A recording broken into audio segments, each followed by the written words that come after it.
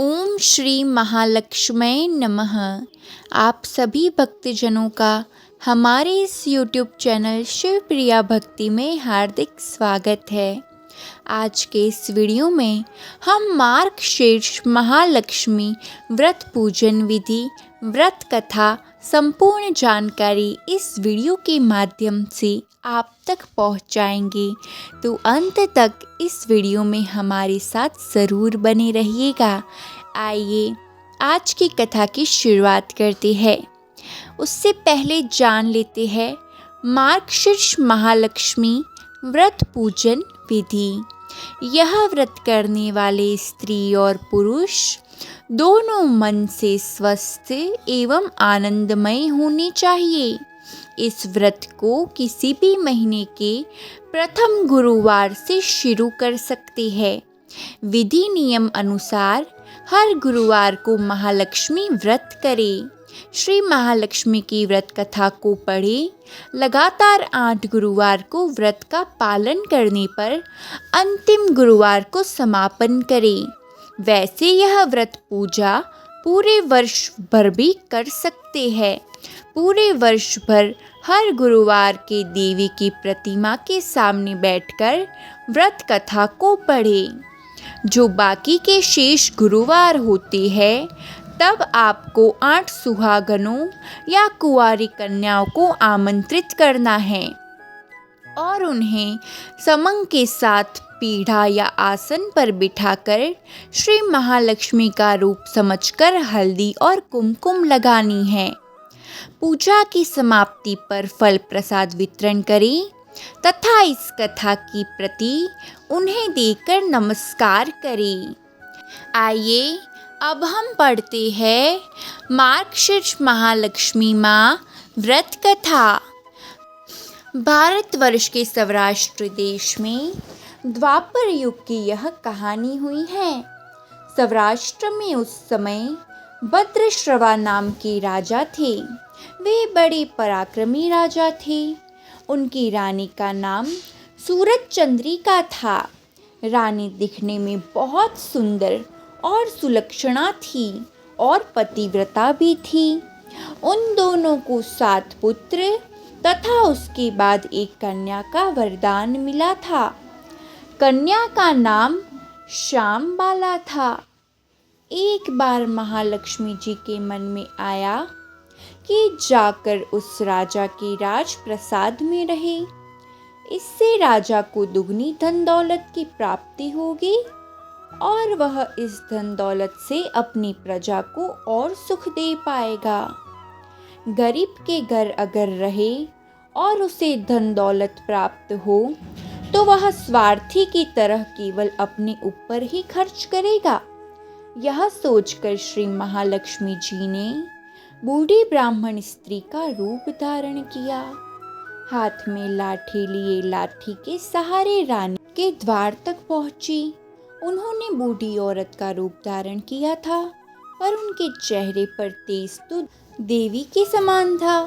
उन्हें देखते ही एक दासी सामने आई। उसने इनका नाम, धाम, काम और धर्म पूछ डाला। वृद्ध ब्राह्मण का रूप धारित माता लक्ष्मी ने कहा, बालिका, मेरा नाम कमला है। मेरे पति का नाम भुवनेश है। हम द्वारिका में रहते हैं।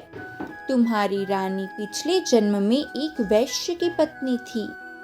वह वैश्य बहुत ही गरीब था।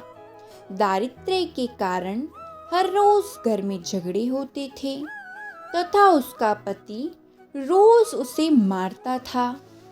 इन बातों से तंग आकर वह घर छोड़कर चली गई तथा वन जंगल में खाली पेट दर दर भटकने लगी। उसकी इस दुर्दशा पर मुझे बहुत ही दया आई। तब मैंने उसे सुख संपत्ति देने वाली श्री महालक्ष्मी की कथा सुनाई।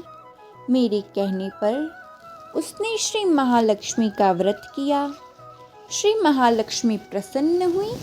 उसकी गरीबी दूर हुई। उसका घर, संसार, दौलत, संपत्ति से भर गया। बाद में पति पत्नी दोनों परलोक सितारे।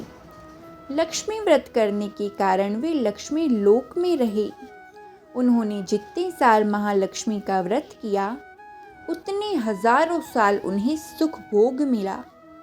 इस जन्म में उसका जन्म राजघराने में हुआ है, परंतु वह श्री महालक्ष्मी का व्रत करना भूल गई है। उसे यह याद दिलाने मैं यहाँ आई हूँ। बुढ़िया की बातें सुनकर दासी ने उन्हें प्रणाम किया तथा श्री महालक्ष्मी का व्रत किस तरह किया जाए इस बारे में पूछा। बुढ़िया रूप धारण किए हुई श्री महालक्ष्मी माता ने दासी को पूजन विधि और उसकी महिमा बताई। इसके बाद वह दासी माता को प्रणाम कर रानी को बताने अंदर चली गई। राज वैभव में रहते हुए रानी को अपने ऐश्वर्य का बहुत घमंड हो गया था। संपत्ति तथा अधिकार की वजह से वह उन्मत्त हो गई थी। दासी द्वारा बताई गई बुढ़िया की बातें सुनकर वह आंख बबूला होकर राजद्वार पर आकर बुढ़िया रूपी श्री महालक्ष्मी पर तो बरस पड़ी।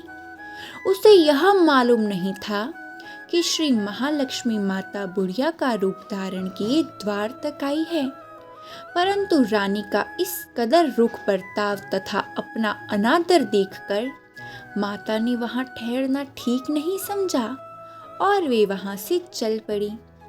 राह में उन्हें राजकुमारी श्यामबाला मिली। उन्होंने श्यामबाला को सारी बात बताई। श्यामबाला ने अपनी ओर से श्री महालक्ष्मी माता से क्षमा मांगी। माता को उस पर दया आई। उन्होंने श्यामबाला को श्री महालक्ष्मी व्रत के बारे में बताया। उस दिन अगहन मतलब कि मार्गशीर्ष माह का पहला गुरुवार था। श्यामबाला ने परम श्रद्धा से श्री महालक्ष्मी माता का व्रत रखा। फलस्वरूप राजा सिद्धेश्वर के सुपुत्र मालाधर से उसका विवाह हुआ। वह धन दौलत ऐश्वर्य वैभव से मालामाल हो गई। पति के साथ ससुराल में आनंद से दिन बिताने लगी। इधर श्री महालक्ष्मी का रानी पर प्रकोप हुआ। फलस्वरूप राजा भद्रश्रवा का राज्य एवं राज कारोबार नष्ट हो गया। यहाँ तक कि उन्हें खाने के भी लाले पड़ गए।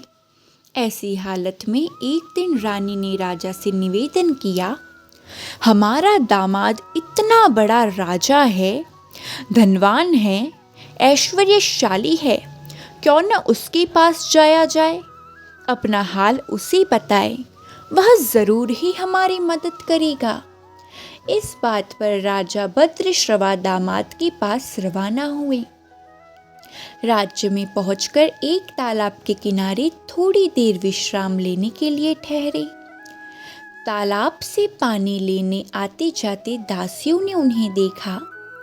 उन्होंने विनम्रता से उनकी पूछताछ की। तब उन्हें यह मालूम हुआ कि वे रानी श्यामबाला के पिता हैं। तो दौड़ते हुए जाकर उन्होंने रानी को सारी बात बताई।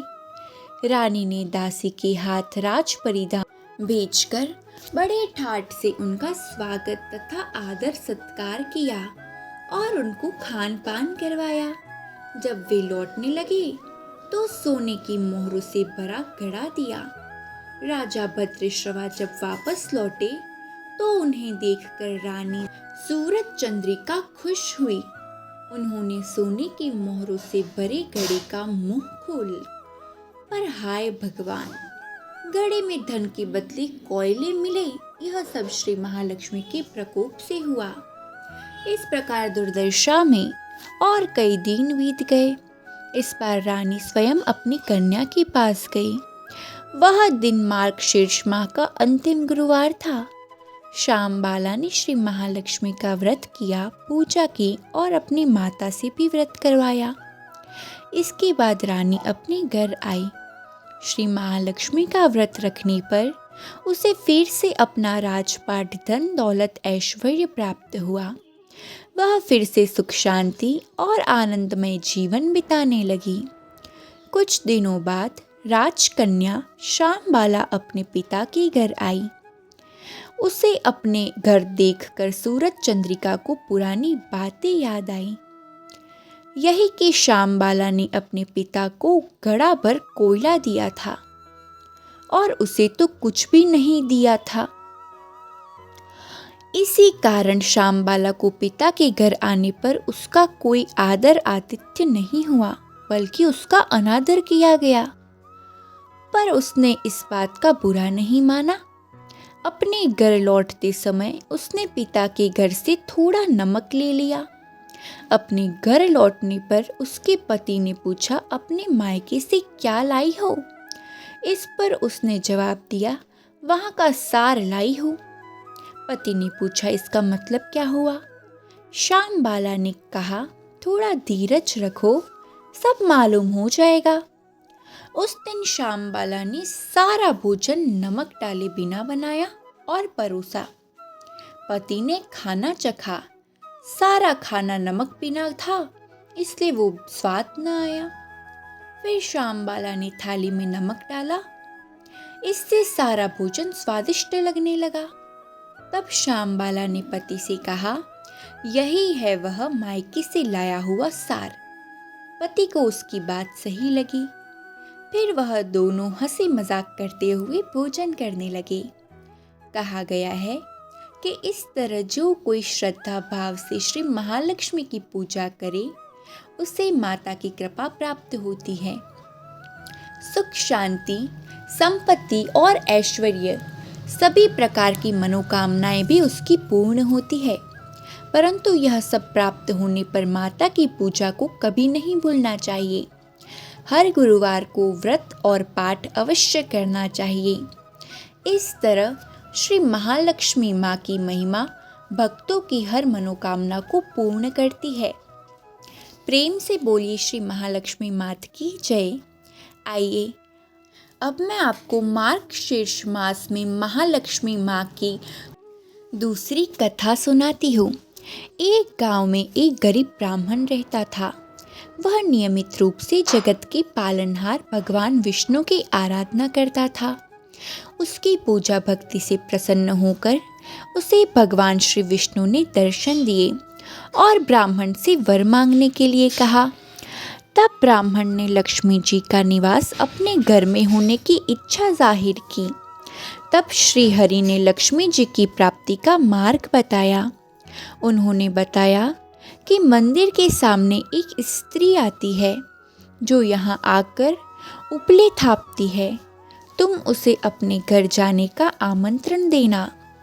वही देवी लक्ष्मी है।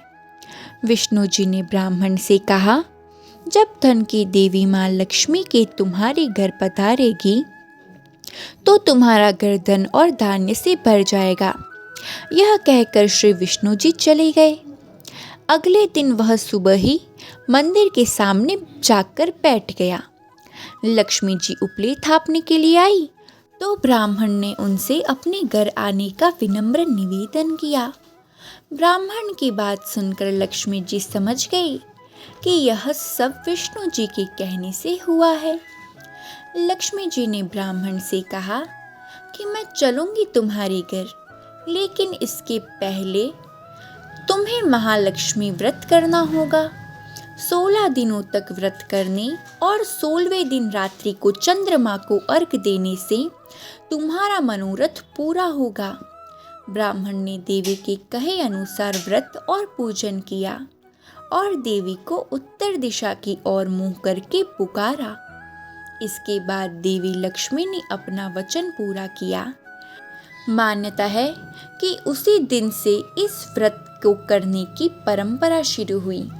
तो ये थी महालक्ष्मी माँ की व्रत कथा, जो कि मार्गशीर्ष मास में सुनी जाती है।